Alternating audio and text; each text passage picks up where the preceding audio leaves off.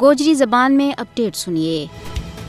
بھارت کے زیر تسلط جموں کشمیر میں مودی حکومت اپنا ظالمانہ اور سامراجی اقدامات کے ذریعے حریت پسند کشمیری عوام کی آزادی کی آواز نہ بزور بندوق دبا رہی ہے۔ RSS کی پاڑی ہوئی ہندوستانی حکومت کشمیریوں کی آزادی کی مقدس آواز نہ دبانا واسطے ہے اور وہ چانکیائی اسرائیلی اور فرعونی حرب و تحکنڈو استعمال کر رہی ہے جو اس کا واسمہ ہے۔ حالانکہ دنیا کو رسول قائدوں تے ضابطوں کشمیریوں نے یہ حق دے کہ وہ اپنو معافی ضمیر بیان کریں۔ بھارت نے وہ کیڑو حربوں تے ہتھکنڈو ہے جڑوں نے حتی کشمیریوں کے خلاف استعمال نہیں کیو، لیکن بھارت کا تمام وار ناکارہ ثابت ہو رہے ہیں۔ اس تو یہ گل روز روشن کی طرح عیاں ہو جائے کہ روب دونس دوباڑا اور غیر سامانی نال آزادی اور حق کی مقدس اور متبرک تحریکاں نہ دباڑوں مشکل ہی نہیں بلکہ ناممکن ہے۔ اس واسطے بھارت کا مکار حکمرانہ نہ بھی یہ گل پلے بدلنی چاہیے کہ اہل حق نہ ظلم و جبر نال ہرائے نہیں جا سکتو۔ ماضی کی تاریخ گواہ ہے کہ اہل حق کٹے آئیں، مرے آئیں، تخت دار پر